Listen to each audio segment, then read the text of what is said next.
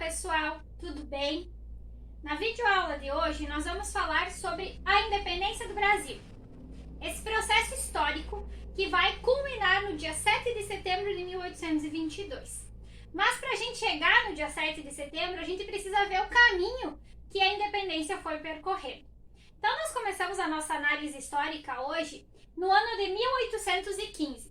O ano de 1815 ele é recheado de coisas, tanto aqui no Brasil, colônia de Portugal, como na Europa. Por quê? Em 1815, a rainha Dona Maria I, também conhecida como Maria a Louca, ela acaba morrendo. E o filho dela, o príncipe regente, o Dom João, vai assumir o cargo como o rei de Portugal. E passa a se chamar Dom João VI.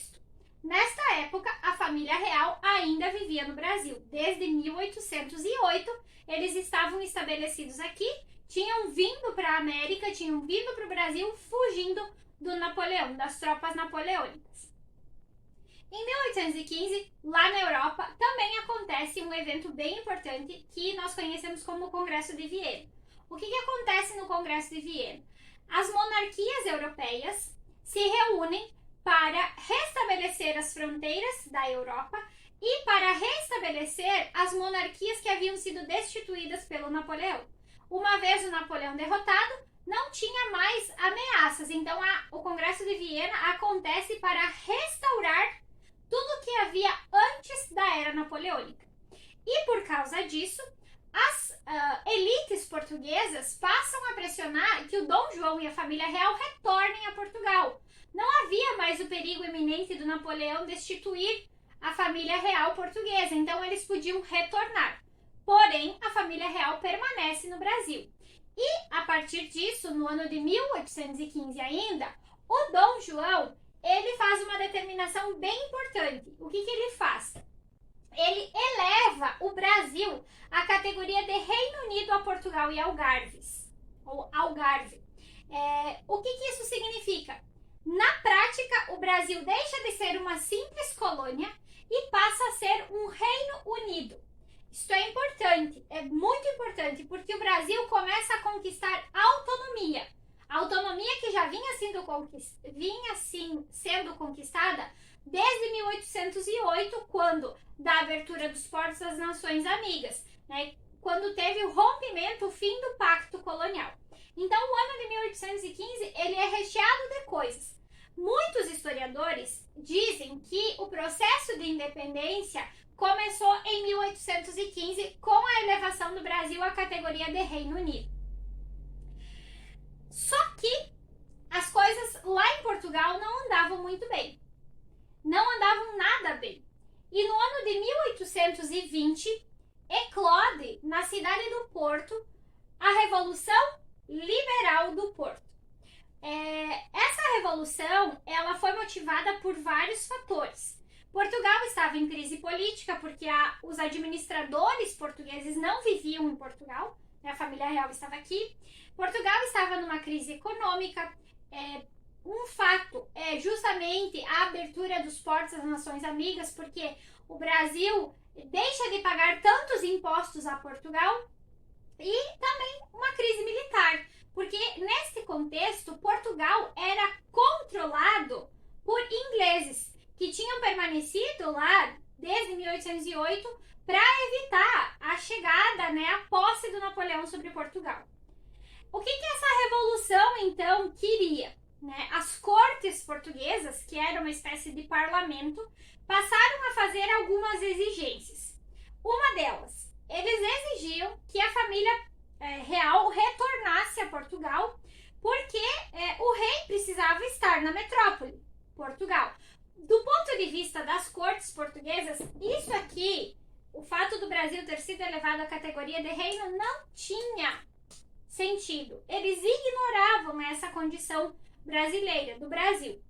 Então, eles exigiam que o Dom João voltasse para lá para administrar Portugal de Portugal. Então, por isso, nesse contexto aí, nós vamos ter uma grande reivindicação das cortes portuguesas. O segundo fator é que Portugal, as cortes portuguesas, desejavam criar uma constituição para Portugal. Ou seja, os poderes do rei, eles exigiam a volta do rei, mas o rei teria seus poderes limitados por uma constituição. Então, nesse sentido, é que ela é liberal. Tá? Por isso, o entre aspas, porque nesse sentido aqui, do desejo de elaboração de uma constituição, é que a revolução vai ser liberal. Porém, uma outra exigência da revolução faz com que ela não seja liberal, que é o fato das cortes exigirem, quererem, desejarem que o Brasil fosse recolonizado, que o Brasil voltasse à condição antiga de colônia de Portugal. Aí ela não tinha nada de liberal, pelo contrário, ela era conservadora. Então esses três itens, essas três reivindicações eram os principais pontos da Revolução Liberal do Porto. As cortes faziam duras ameaças ao Dom João VI. Se você não retornar, nós vamos tirar o poder de você. E aí o Dom João VI começou a pensar, poxa vida, eu vou perder o poder sobre um império muito significativo, porque na época o Império Português ele era composto por territórios da América, no caso Brasil, territórios no continente africano e territórios no continente asiático.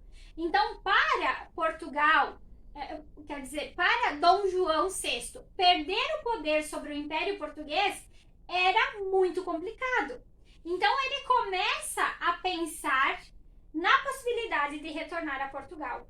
E aí, em abril de 1821, a família real volta para Portugal. Dom João VI, a Carlota Joaquina, os filhos retornam a Portugal. Porém, neste ano do retorno da família real para Portugal, um representante fica aqui no Brasil. Um representante fica aqui na América, que é o Dom Pedro. O Dom Pedro vai ficar aqui como príncipe regente e o Dom João VI vai voltar para Portugal como rei de Portugal. Nesse contexto, o Dom João VI incumbe, solicita que um cara da nobreza daqui do Brasil acompanhasse o Dom Pedro na questão da administração. Quem é esse cara? É o José Bonifácio de Andrada e Silva. O José Bonifácio era um amigo pessoal da família e era um cara que tinha a mente muito esclarecida nas questões políticas. Ele vai se tornar também, junto com o Dom Pedro, um ideário da Revolução da Independência do Brasil. Tá? Então, nesse processo aí, o José Bonifácio vai ter um papel bem importante. Por que o José Bonifácio fica como uma espécie de conselheiro do Dom Pedro? Porque o Dom Pedro, gente, ele não era muito bem visto pela sociedade brasileira, principalmente pela elite. Porque a vida do Dom Pedro era muito desregrada. O Dom Pedro tinha a fama de mulherengo. Então a elite, que era conservadora, não via com bons olhos essas ações do Dom Pedro. Então o José Bonifácio, ele fica aqui para ajudar o Dom Pedro nesse processo de administração do Brasil.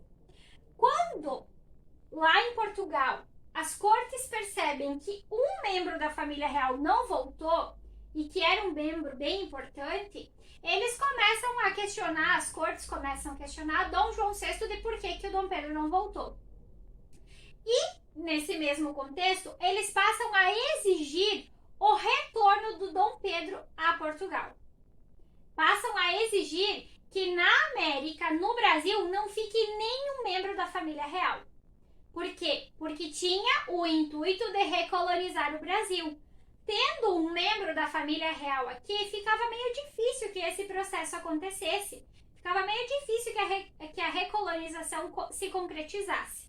Então aí, o Dom Pedro, ele recebe uma carta exigindo que ele voltasse para Portugal. Mas ele ignora essa carta. Aí, pessoal, as coisas vão andando e no início de janeiro de 1822, ele recebe outra carta das cortes portuguesas exigindo o retorno imediato dele para Portugal. Porém, ele então definitivamente diz que não vai retornar.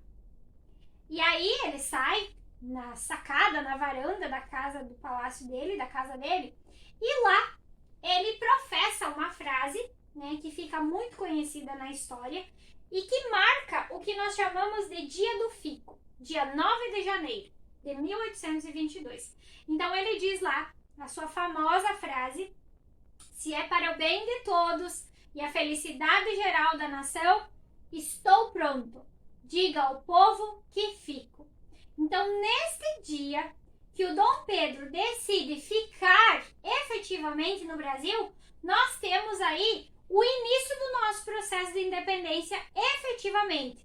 Porque neste momento, ele tira todos os ministros do Brasil que estavam no governo, que eram portugueses, e coloca brasileiros nesses ministérios. Então, nós começamos um rompimento efetivo. Também, o Dom Pedro vai, nesse contexto após o Dia do Fico, ele vai também, em maio de 1822, estabelecer um decreto que ficou chamado de Cumpra-se. O que era o Cumpra-se? O Cumpra-se dizia que todas as leis, ordens que viessem de Portugal para serem aplicadas no Brasil só poderiam ser aplicadas depois que ele próprio desse o seu aval sobre essa aplicação. Então, nesse momento, né, com o Cumpra-se, nós vamos ter aí mais um passo para o rompimento, porque as coisas só vão poder ser aplicadas se ele disser que sim. Se ele disser que não, tudo era ignorado. Então, aí, as relações políticas do Brasil vão se intensificar. Por quê? Porque vão se formar dois grupos. Já haviam, né, esses dois grupos, mas eles vão se intensificar nas questões políticas. Partidos. O Partido Brasileiro e o Partido Português. O que o Partido Brasileiro queria? O Partido Brasileiro queria que o Brasil se tornasse independente de uma vez. Que o Brasil se tornasse um país. O Partido Português não queria isso. Pelo contrário, o Partido Português queria que houvesse essa ideia do domínio português efetivo sobre o país, sobre essas terras. Então, essa divergência entre esses dois grupos vai se intensificar. E isso vai interferir diretamente na forma como o Dom Pedro vai administrar o Brasil. Muito bem, então, em setembro de 1822, as cortes enviam para o Brasil mais uma carta. Só que essa carta, ela foi vista com maus olhos por quem a leu. Porque era uma carta que insultava o Brasil e insultava o Dom Pedro. Ela tratava do Dom Pedro de forma pejorativa.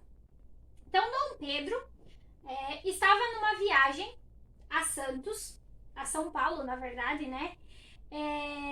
Alguns historiadores, alguns relatos dizem que nessa viagem ele tinha ido visitar uma das suas amantes, que era a Domitila de Castro. A Domitila, dentro da história, ela vai ficar conhecida como a Marquesa de Santos.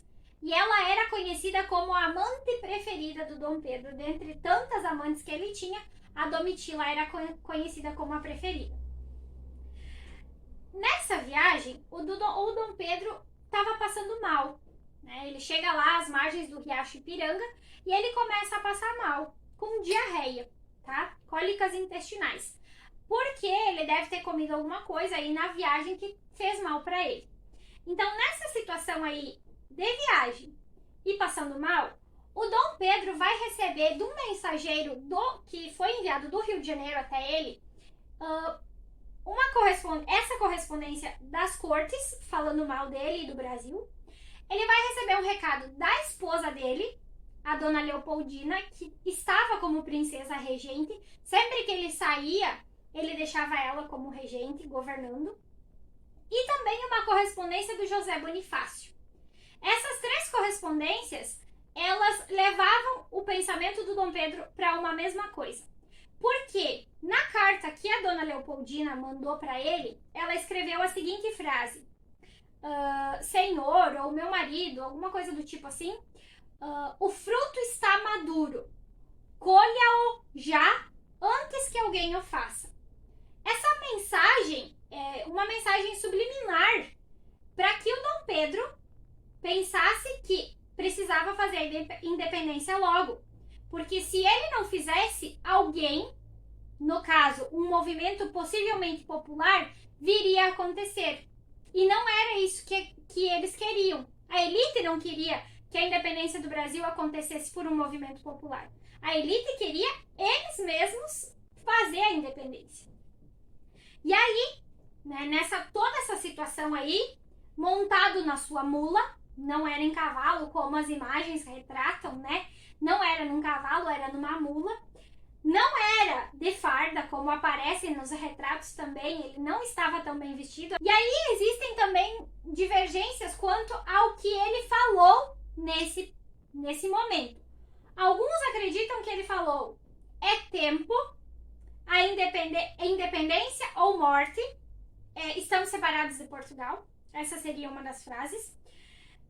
Ou outra frase: a partir de hoje estão rompidos os laços entre Brasil e Portugal. Independência ou morte. Por que há divergências, pessoal, quanto ao que ele falou? Porque não haviam muitas pessoas junto com ele. Havia umas 4 ou 5 pessoas, mais pessoas ligadas à sua guarda, né, à sua segurança, e os mensageiros, o mensageiro que levou as cartas até ele. Então nós não sabemos ao certo o que foi que ele falou. Nós sabemos que no dia 7 de setembro de 1822 ocorreu a efetiva independência do Brasil, o rompimento definitivo do Brasil com Portugal. O que nós sabemos sobre a nossa independência, gente, é que ela não alterou as estruturas que haviam no Brasil até então. O Brasil continuou sendo um país elitista, né, de colônia para país, se transformou num país elitista, permaneceu com a escravidão, o sistema monárquico foi o adotado, o Brasil se tornou um império, né, diferente do que havia acontecido nos nossos vizinhos, que haviam adotado um sistema republicano. O Brasil permaneceu como um império, porque quem fez a independência foi um cara que era herdeiro desse território. Então, não aconteceu nada demais. O Brasil deixou de ser dependente de Portugal, se tornou independente, porém o Brasil caiu nas garras da Inglaterra.